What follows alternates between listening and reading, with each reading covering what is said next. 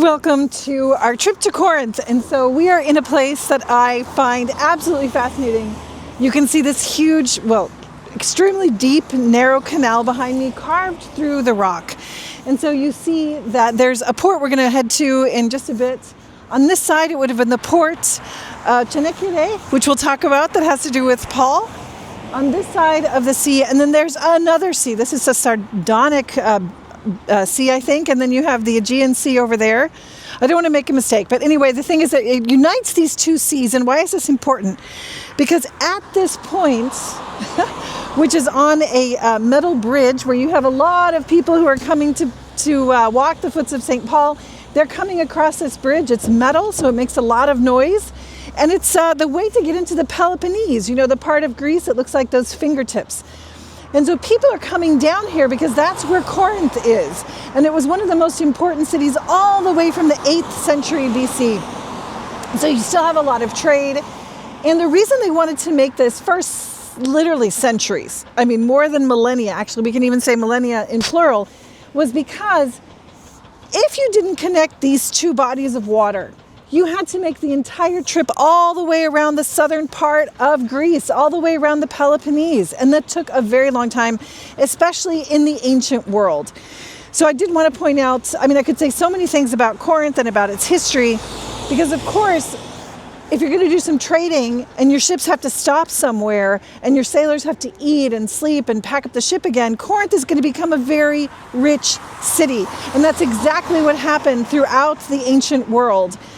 Now, one of the cool things about Corinth is even the great Alexander the Great. We've talked about him so much, of course, because he's one of the greatest Greeks who ever lived. He was even commissioned from Corinth to go out and fight in the Persian War. So this is one of the things that makes Corinth important. I also wanted to mention that it was a really important shipping center. If you know anything about ancient ships, they made one of the most important, quickest, smallest, maneuverable type of battleships in the ancient world from here. And so this is why it was important. And then also I wanted to say that it became, of course, like so many places around here, like every place we've been really, a Roman colony and then a Roman city. It became so important that even though they wanted to start this project, like I said, in the 7th century BC, they failed. They wanted to try it again in the 4th century BC, and they failed. And there's so many people. I'm just going to write a name, just tell you the people who wanted to do this.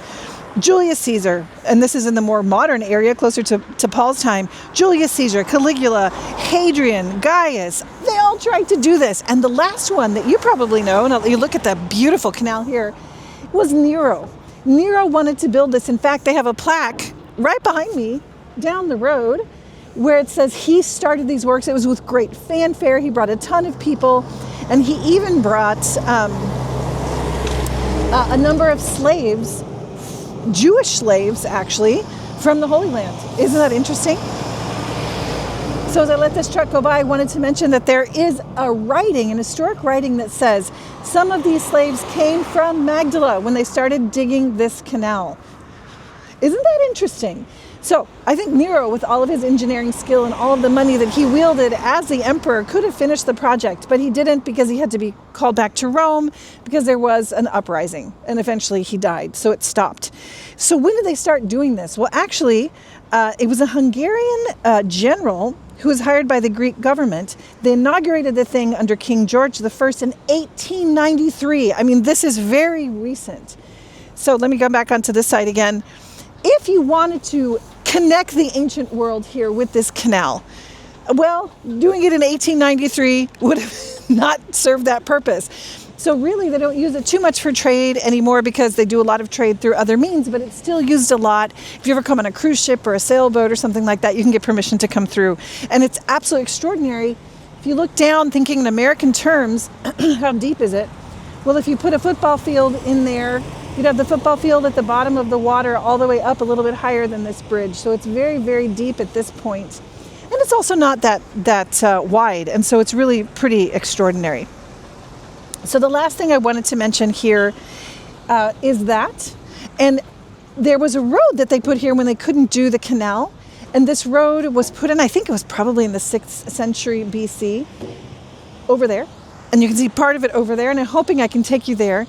This road was made because they couldn't dig the canal. In fact, I have to tell you this story. It was the Egyptian engineers that were asked to come and figure this out, and they said, you can't. The water will flood the other side of the sea because one of the harbors is a little bit higher than the other. Isn't that funny? So they never continued with the project. So instead they built a road. And what this road was, it was on the flattest part of this isthmus, on this part of the isthmus, where the boats would come in. They were small enough that they could unload them, put all of the stuff on pack animals and take it from one side to the other, while you had slaves and workers pulling the boats along this road. And the road was covered with wooden sort of beams that would roll, and it was greased down so you could actually go over the land rather than around the Peloponnese. So anyway, this is the beginning of Corinth. And so I want to keep taking you further into the ancient city of Corinth where Paul came, and where we are going to sit and read the Acts of the Apostles and what he was able to do there. So keep following me.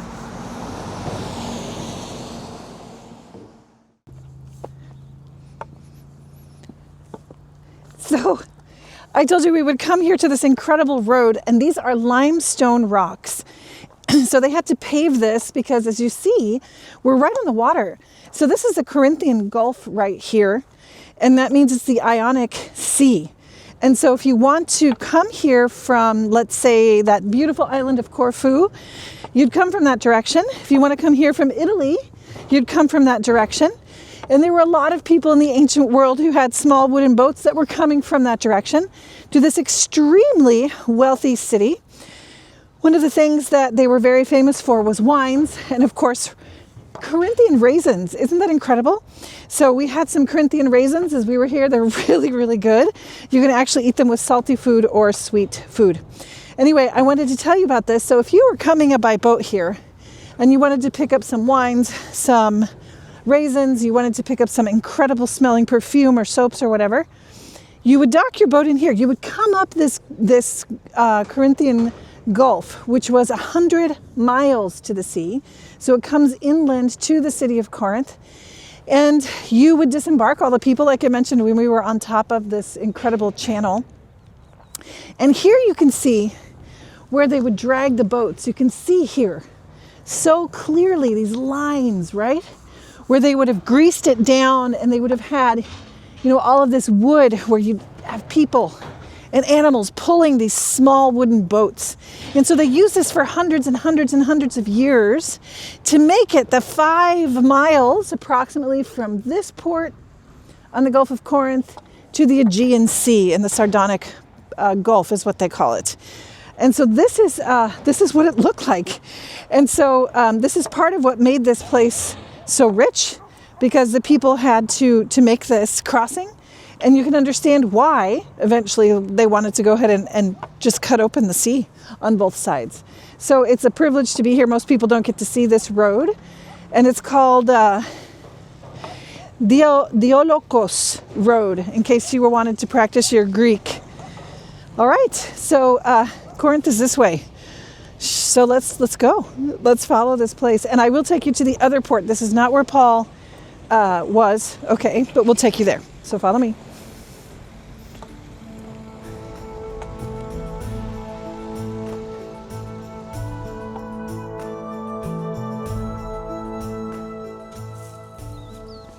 So here we are on a typical Grecian beach. You have everything from, the skinny seaweed and the rocks, the sand, and the shoals here, the rocks in the water.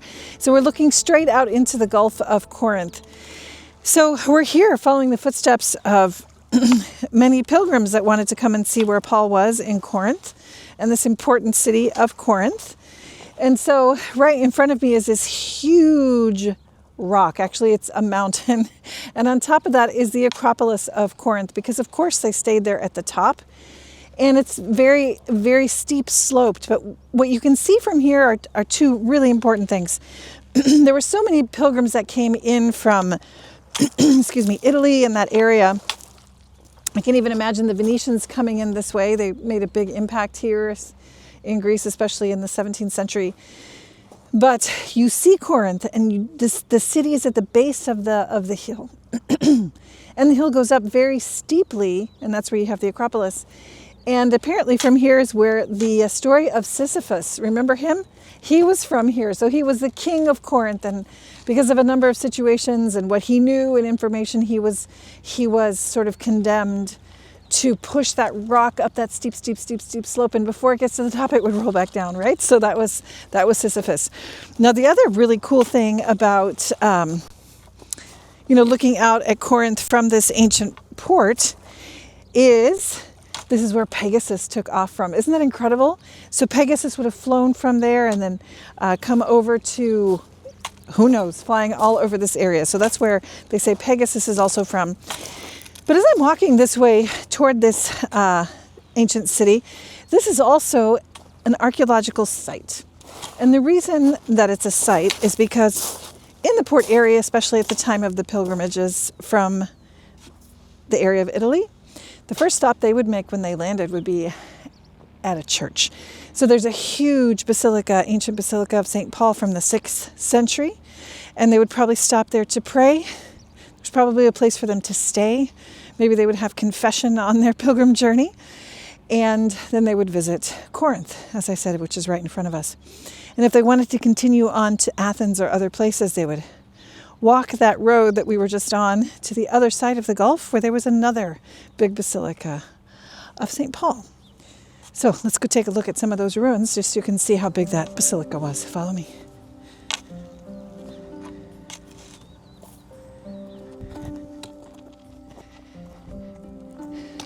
This is the longest church in the entire country. Isn't this incredible? It's absolutely huge. And imagine it was only used for 200 years. But that just shows you how important this was for the pilgrims that were coming here. You can see this landmark of Corinth right behind us. I'm looking right at the ocean. And they said they found places where people could not only be baptized, there's a baptistry right there. They say there's 2 parts, 1 part for the kids, 1 part for adults. And the other thing that's interesting is around it, there's places where people can live. Now, they don't actually say this in the archaeology, but what's very common, of course, in the Holy Land is when you have people who are coming on pilgrimage, you need to host them. So this was probably not just a normal church for Sundays. This was probably a place, as I mentioned, on the beach of hosting pilgrims that were coming to see Paul walk in his footsteps, just like you and me. Let's go see what the baptistry looks like. I mean, look at these massive pieces of marble here. I don't know what this was exactly, probably some part of a column, just beautifully carved here. And you can see just the value of these incredible columns. There's a lot of really beautiful things here. So I think on this part is where we're going to get to the baptistry. Let's see if we can find it. I'm amazed by the quality of the material and the beauty. They have most of the flooring actually covered. And so this part is open to the air, but you can see the incredible marble. But the whole central part of the church is very well protected. And they say that the people who take care of the archaeological park here in Corinth also take care of this. So let's see if we can find that baptistry. So if you look at this incredible column, the way it's decorated, it has the Corinthian decoration, but then on the side, there is a knot like you would use if you were a sailor. And they say that this is a lot of Hercules' work, so they call it the Herculean knot. And so sailors would use this. I mean, we're right here next to the sea. These are just incredible little details of archaeology right here. Very amazing. All right, let's go find that baptistry finally. So here on the left side of the church, looking at the apse, we found the baptistry, of course. You've got this octagonal shape, and you're going down in these steps from the west to the east, facing the rising sun. Corinth is right there. This is a perfect stop on the way. So let's make it to that ancient city and see where Paul pronounced that incredible, well, he did so many works there, and then how he was judged. So follow me. So we just came into the ancient site of Corinth, and this is the museum where they have a lot of things that they found, not me, on site. But there's one thing that I think you would love to see, and this is what they showed us as soon as we got in here. We know that Paul, as usual, went to the synagogue. So was there a synagogue here in Roman times? Well, you bet there was. You see the menorah right here. And so that would have been a column in the synagogue. And then at the top, you have an inscription, which actually, if you read it in Greek, it talks about the Hebrews, those Hebreos, the Jewish people right there. So these two items indicate that there was a synagogue here. Let's go see where he may have walked. Follow me.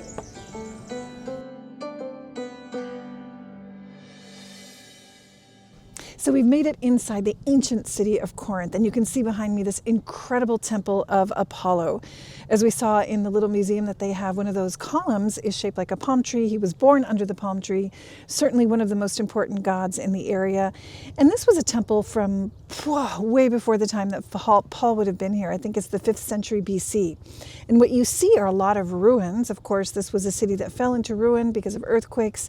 The modern city is closer to the seashore because also piracy was eventually outlawed, which is interesting. But this was rebuilt, actually. Paul saw the rebuilt city, rebuilt by none other than Julius Caesar. Because when the Romans first came here in the 2nd century BC, the place was completely destroyed except for the temple that you see behind me. There was also an Acropolis, which is right in front of me, where you can still see the remains of a tower built by the Crusader era people who wanted to be up there, but the first Corinthians also lived up there. But anyway, when Paul came, it had been rebuilt by Julius Caesar because it was such an important city. So it may have been destroyed by the Romans. Perhaps the Corinthians resisted. It was always an important city. It was always sort of a, people always think of Corinth because it was right on two different harbors, sort of like a seaman city, kind of rough and tumble. It was certainly a very rich city. To move through Corinth, you had to have a lot of money. And even the prostitutes, which wouldn't have been allowed in Athens, at least in a public way, they had a lot of money, even more than the king. And there's a very, very famous one that we know about that you can read about. But there's a lot of even debauchery here. For example, people in Athens, they never would have allowed themselves to be drunk.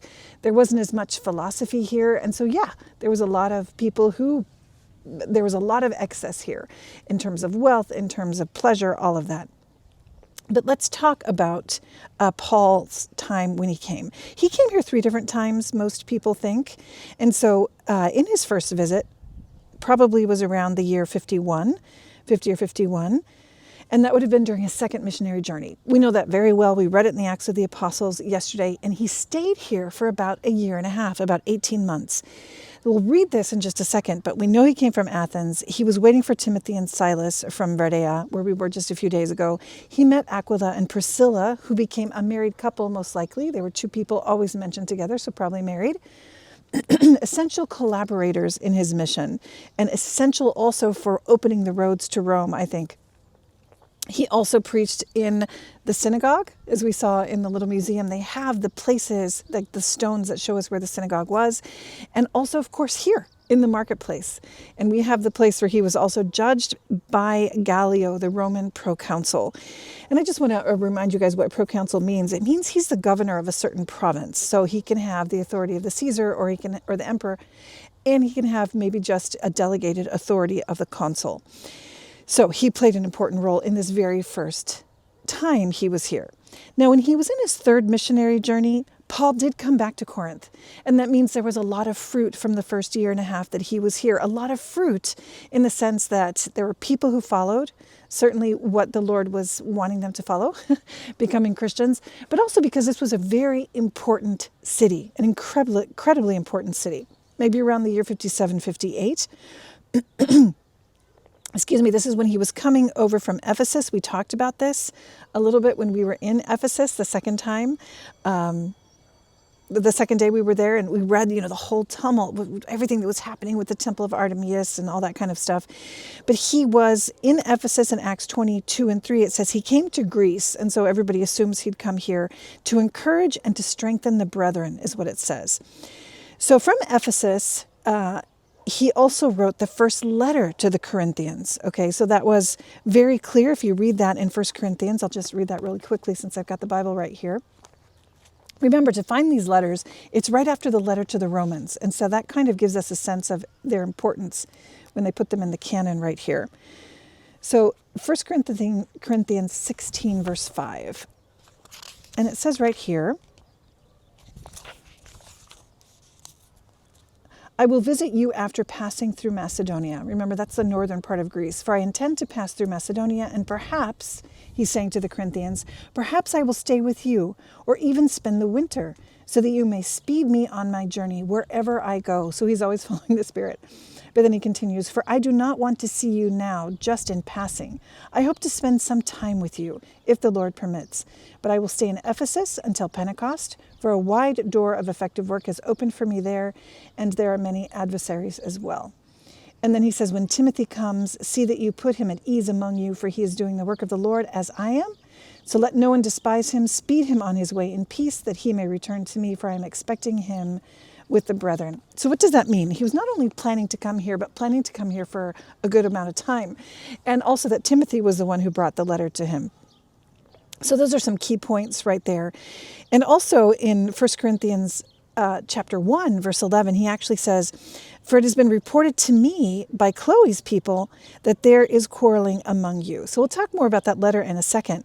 But he's interested in Corinth. He knows the people, and he's receiving reports from Chloe's people.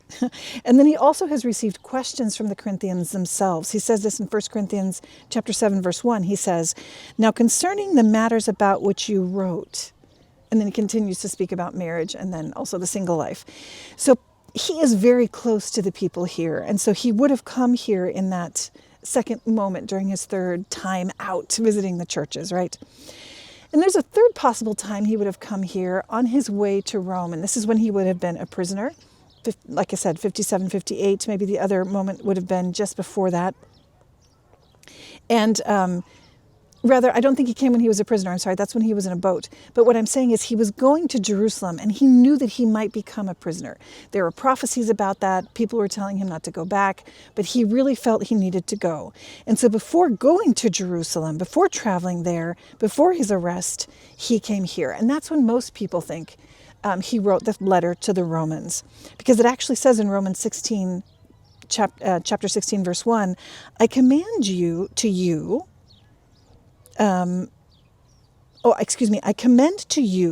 the deaconess of Cenchreae. And that's the port we're going to go to in a second. The deaconess of Cenchreae, our sister Phoebe. Now, most people say, just to clarify that, because most people are like, deacons, oh my gosh, that's the first level of orders. Is she ordained in some way? Most people think that at that time, it was usually a consecrated person, one who was serving, it's what they would call the consecrated virgins at that time. So I commend to you our sister Phoebe, that you may receive her in the Lord, for she has been a helper of many and to myself as well. So this was the port city near Corinth. And so Paul wrote that from here and sent it off with her. It's kind of neat. She was the messenger for that particular letter to the Romans, perhaps. So let's then go back to his first visit. And this is where I want to read with you where we can hear what happened. I think most of us are familiar with the story, and it starts in Acts chapter 18.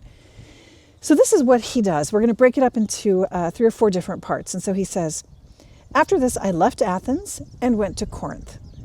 And he found a Jew named Aquila, a native of Pontus, lately come from Italy with his wife Priscilla, because Claudius had commanded all the Jews to leave Rome. And he went to see them because he was of the same trade, and he stayed with them, and that they worked. So I can picture maybe behind me in one of the shops back here, a tent making area. And so they're making tents together. And you can imagine what it was like, with these expensive type tents. We know that maybe this type of tent was used by the Roman soldiers. You talk to each other. You have a chance to share and to speak. And he gives us an understanding of what it means to be an apostle in your workplace. He's explaining why he's here.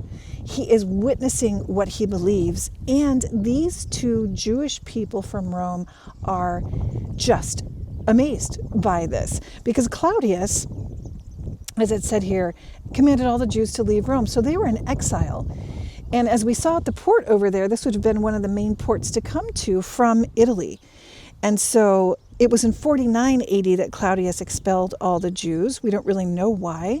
But what we see from here is that continues. It says, for they were of the same trade, and he argued in the synagogue every Sabbath and persuaded the Jews and the Greeks. So not only does it say he went to see them, in other words, we can see that he stayed with them. They probably hosted them in their home here. and they became co-workers, and so they had a lot of things to say. So I love that. Now, what happened to Aquila and Priscilla? Well, what we do know is they started to mentor another great preacher of this area. And it's one of the reasons why later Paul had to write here and also in Ephesus, because of a great preacher named Apollos. So it's nice to be in front of the temple of Apollo, right? Anyway, Apollos was a great orator. And in Acts 18, verses 24 to 28, we actually read about him. So we're going to jump there really quickly. He says, "Now a Jew named Apollos, a native of Alexandria, which is in Egypt, came to Ephesus. He was an eloquent man, well versed in the scriptures. He had been instructed in the way of the Lord, and being fervent in spirit, he spoke and taught accurately the things concerning Jesus." Okay, so that's probably that Jesus died, he was crucified, and rose from the dead. And we read this in Ephesus because it says here that he only knew the baptism of John. But this is where Priscilla and Aquila come in. It says in verse 26, "He began to speak boldly in the synagogue, but when Priscilla and Aquila heard him, they took him and expounded to him the way of God more accurately." So they continued his catechesis in a sense. And when he wished to cross to Achaia, the brethren encouraged him and wrote to the disciples to receive him. And then it says, when he came over here to Greece, he arrived, and he greatly helped those who through grace had believed, for he powerfully confronted the Jews in public, showing by the scriptures that the Christ was Jesus. Where did he get all of this? He had his own natural gifts. He had his own natural, impulse to go and to preach. But it was Aquila and Priscilla, not only who catechized him, but also encouraged him to keep moving forward. So this is actually important. And so we know, again, he was from Egypt. And after Paul, he also visited Ephesus again, and he helped them. And then eventually he traveled here to Corinth, where Paul mentions him in his letter to the Corinthians. And we can see that in 1 Corinthians chapter 3. So let me just grab it real quick. 1 Corinthians chapter 3 says this, if we start in verse 4. He says, and this, I think we all know this passage very well. "For when one says, 'I belong to Paul,' and another, 'I belong to Apollos,' are you not merely men?" So there were a lot of things going on. There was division in the church, and that's one of the reasons he wrote this letter. "I belong to Paul, I belong to Apollos." But who is Apollos, and what is Paul? They're servants through whom you believed, as the Lord assigned to each. One planted, Apollos watered, but God gave the growth. So neither he who plants nor he who waters is anything, but only God who gives the growth. He who plants and he who waters are equal, and each shall receive his wages according to his labor. For we are God's fellow workers, and you are God's field, God's building. Beautiful images. And it tells us not only about Apollos, but all the co-workers of Paul. Now, it also says in Ephesus chapter 18, as we said, just earlier, just before they're talking about Apollos, they came to Ephesus, Aquila and Priscilla, and they began to guide the first Christians. And perhaps they even met the Christians, or the Christians met in their home. Perhaps when Paul went to Ephesus, he actually was in their home. Because remember, this was not like the most welcoming city to Paul all the time. And again, we see that they were a husband and wife team. Some people said they weren't, but it says right here in the Acts of the Apostles that they were. It speaks about them in Romans. It speaks about them in 1 Corinthians. And even in the second letter to Timothy. I'm just going to read that real quickly, if I've got it marked here, toward the very end of the letters of Paul. So in 2 Timothy chapter 4, if you want to follow along, this is what it says in verse 19. He's writing to Timothy, right? But he says, "Greet Priscilla and Aquila, and the household of Onesiphorus. Aratus remained at Corinth. Trophimus fell ill at Miletus. Do your best to come before winter." So he's telling him all these things, but he's saying specifically, greet Priscilla and Aquila. And this is most likely in Ephesus, where Timothy was martyred, or in Philippi even. And then finally, what happened to this couple? Well, they returned to Rome, it says in Romans 16, 3-5. They returned when the expulsion of the Jews was lifted. So it would have been about the year 54 AD. And it mentions the church in their home. in their home, and therefore there's an important role for them in the Christian community of Rome. And certainly this is probably why Paul was encouraged to go to Rome, because he knew he had a place to stay. He knew that these people were already doing their work. Let's see if I have this marked, because I think it's probably worthwhile reading. Okay, so this is Romans 16, verses 3 to 5. It says, talking to the Romans, greet Prisca is another name for Priscilla. Greet Prisca and Aquila, my fellow workers in Christ Jesus, who risked their necks for my life, to whom not only I, but also all the churches of the Gentiles give thanks. So that means they've done a ton of work among the Gentiles. Greet also the church in their house. So all of the Christians that meet together in the home of this couple. And then it goes on to greet the different individuals. So this is the importance of meeting the two tent makers here in Corinth. It opened the doors to the Christian community in Rome. So let's continue further in the story of Acts and what it tells us about Paul being here. And you can see how exciting it is. There's lots of people that come to Corinth, big groups, and they like to take pictures, especially with the temple behind them. Okay, so then it says, they were together as a trade, and they argued in the synagogue every Sabbath and persuaded Jews and Greeks. And so it probably wasn't just Paul. He was with Priscilla and Aquila in the synagogue. And then it says in verse 5, when Silas and Timothy arrived from Macedonia, finally, Paul was occupied with preaching, testifying to the Jews that the Christ was Jesus. So you can imagine how incredible it would have been for these two people to come and see him busy as ever, and having already made another community of Christians here and found some excellent co-workers. And it says in verse 6, when they opposed and reviled him, he shook out his garments and said to them, your blood be upon your heads. I am innocent. From now on, I will go to the Gentiles. And he left there and went to the house of a man named Titus Justus, a worshiper of God. His house was next door to the synagogue. Who saw all of this? Who probably also shook their garments? Priscilla and Aquila, the Jews who were here and some of them who were listening. But what do I want to point out in this part? Opposition. He was reviled. And when he shakes out his garments, you can think about when he, shakes the dust off of his shoes. Well, this isn't something which is just a way of writing. This actually is a sign of rejection and disassociation with this community. So I want nothing to do with you. I am free of responsibility for what is about to happen to you. And so this isn't just his idea. It actually comes from an Old Testament tradition. It's a sign of completely breaking with someone. It's a denunciation also of their action. And if you want to read more about this, you can actually go to Nehemiah. He does the same thing. He shakes out his garments. And this is Nehemiah 5:13. He says, I also shook out my robe and said, in this way, my God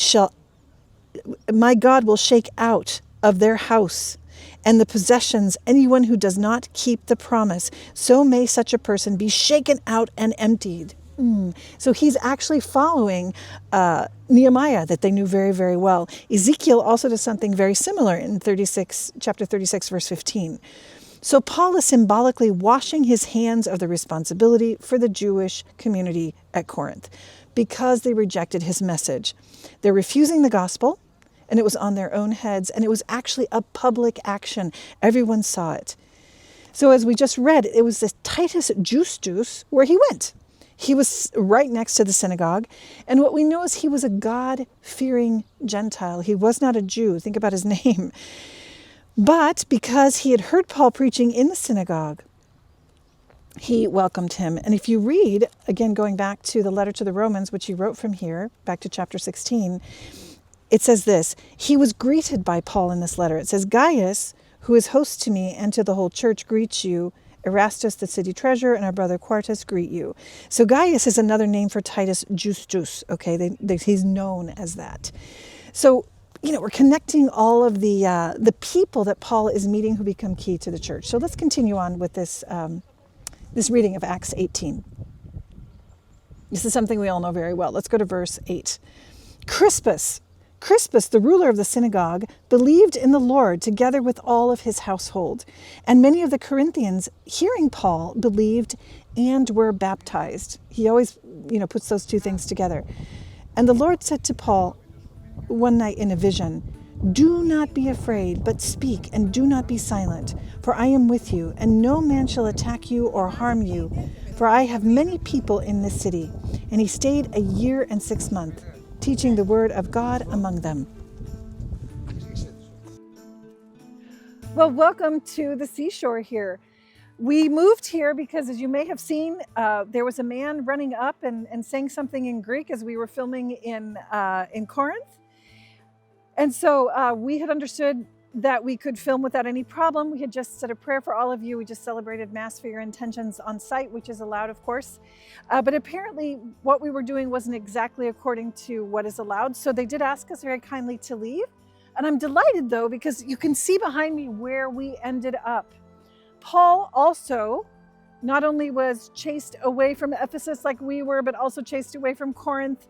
And so we're really literally following the footsteps of Paul. In fact, this is part of the Pauline cultural trail here in Greece, because it's the port of what they call Çanakkale. And we'll talk about that in just a second when we finish what we've been talking about in Acts 18. But let's kind of rewind to what was happening, because where I was seated, as I had mentioned, in Corinth, was in the Agora. Okay, so just like we've seen in different places, like when we were in Berea, we were in the Bema. And so where I was seated was just to, the further side of the Agora, where there was the Bema, where you're going to get up and you're going to speak, or where people would be judged. So what we're going to read now, which we were starting to get there, was what happened in that space. So I'm going to go back to chapter 18. As you can just enjoy this gorgeous view behind me, and I'll explain what it is in just a second. Besides a gorgeous harbor with ruins, it has a lot to do with Paul. So we were in verse 8. It says, "Crispus, the ruler of the synagogue, believed in the Lord together with all his household, and many of the Corinthians, hearing Paul, believed and were baptized. And the Lord said to Paul one night in a vision, 'Do not be afraid, but speak and do not be silent, for I am with you, and no man shall attack you or harm you, for I have many people in this city.'" Isn't that a great vision? And then it says, "He stayed a year and 6 months, teaching the word of God among them." So as I had began to say back in Corinth, you think about this man, the head of the synagogue, believed in the Lord with all of his household. That's absolutely extraordinary. And so he was a very righteous man, maybe kind of like the Jewish people in Berea, just really considering the things that Paul was saying. Maybe he was friends with Priscilla and Aquila. We really don't know. But we also know from this particular place in the Acts of the Apostles that he was baptized, as I had mentioned. And then this vision. Paul is encouraged because of so many people in Corinth. In fact, at one point, Corinth was the most populated city of Greece. At one point, it was 200,000 people. So yeah, the Lord's like, there's a lot to be sown here. Don't leave. And I think it's incredible. I think the Lord speaks to us a lot more than we realize, just like he spoke with Paul. So Paul stayed there for a year and a half. And then in verse 12, it gets very interesting. And that's why he ended up here where we are right now. So, "But when Gallio was proconsul of Achaia, the Jews made a united attack upon Paul and brought him before the tribunal." So that's the Bema I was talking about, or the Bema, which is the place where you speak.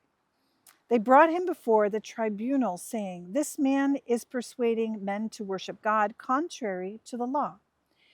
But when Paul was about to open his mouth, Gallio said to the Jews, 'If it were a matter of wrongdoing or vicious crime, I should have reason to bear with you, O Jews. But since it is a matter of questions about words and names and your own law, see to it yourselves.'" Now, before we get to the climax of this particular story, who is Gallio? Well, he was a proconsul. I mentioned it at the beginning of our program, and that means, he was a representative of the government.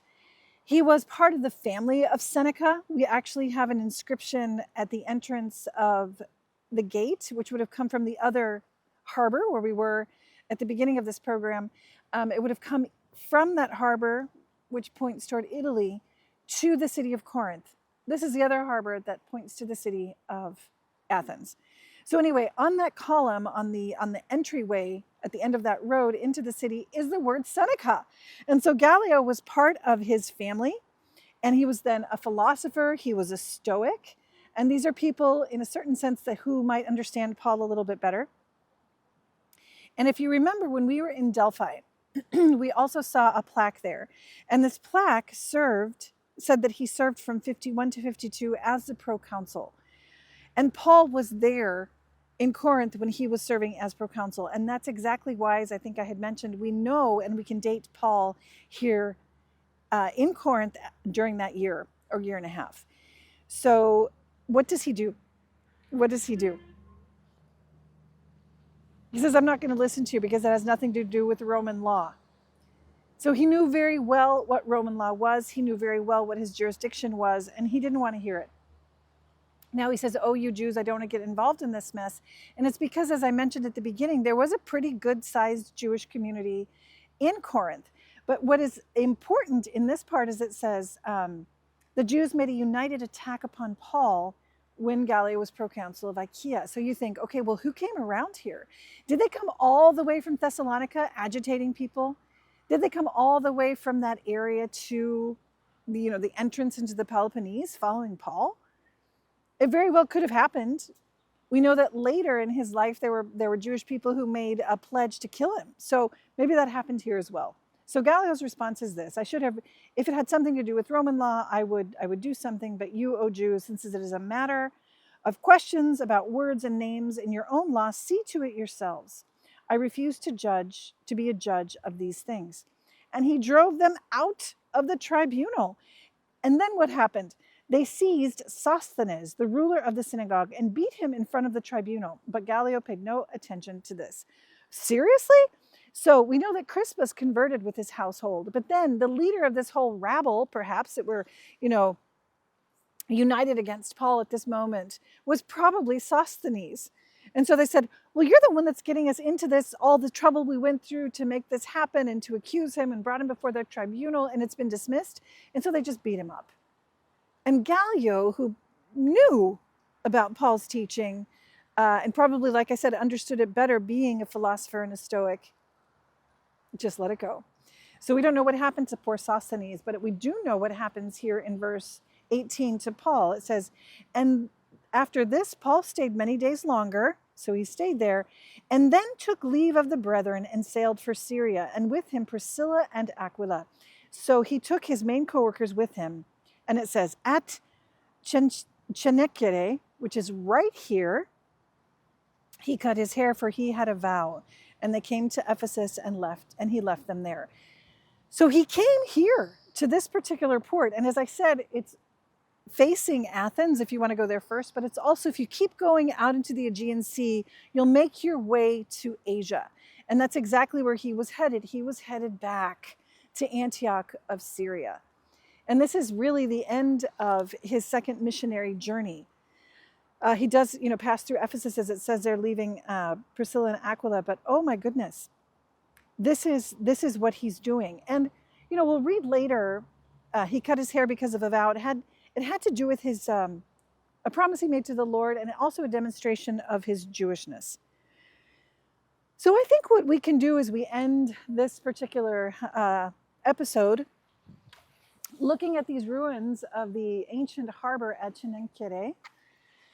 We need to ask ourselves how I am being like Paul. He took full advantage of the circumstances he never planned on. First of all, when he was in Athens that we spoke about, and now here in Corinth, which was not easy, but he didn't stop. He was so convinced of his mission. And then when it became difficult and he found people that were closed, he moved forward. He moved on to the Gentiles. And he was able to be close friends with his co-workers in the tent-making business. And they were so convinced that they became apostles, just like him. How convinced am I to be an apostle like Paul, to be an apostle like Priscilla and Aquila? How convinced am I to continue to proclaim what I really believe as a Christian? There's nothing like an insipid Christianity. If a salt loses its taste, what is it good for? French fries without salt? Other food without salt? So we have to be salted. We have to be salted with this gospel, with the good news of the message of the Lord Jesus Christ. And later, when Paul does write to the Corinthians, he says a number of really important things. And I think we'll talk more about that when we get to Crete and we move forward because of the time that we have. But he encourages them greatly because he did leave a number of people in the church. But then he continues forward, right? So how do I take advantage of my circumstances when I'm driven out in a new place with new people on my own, like he was? And how salted am I with the gospel? How convinced am I? And perhaps we need grace in both of these areas. So let's ask for that grace. And it's interesting here, as they're doing most of the excavations at this port area, a good portion of it is underwater. This part of the sea in Greece has risen, where in other places that we've seen, the silt from the rivers fills up the different harbors. But here, they do underwater excavation, which is very cool, and they found what they think are basilicas, Christian basilicas. We saw the huge one when we began, and there's another one under the water right behind us. People coming and following the footsteps of Paul, praying and asking for that same grace that I'm suggesting we need to ask for. Lord, fill me with the conviction of your gospel. Lord God, help me to be convinced, and help me also to take full advantage of all of the people around me in a prudent way, but also knowing that you are behind everything and it's your providence. All of it is your providence. So then, we are going to go out to sea now. We're going to follow Paul, and I hope you can follow us into the great waters as we go to one of the Grecian islands where Paul found himself eventually in the future. And so know that from this place, as I mentioned, we've prayed very much for each and every one of you, and we'll see you again tomorrow. God bless you.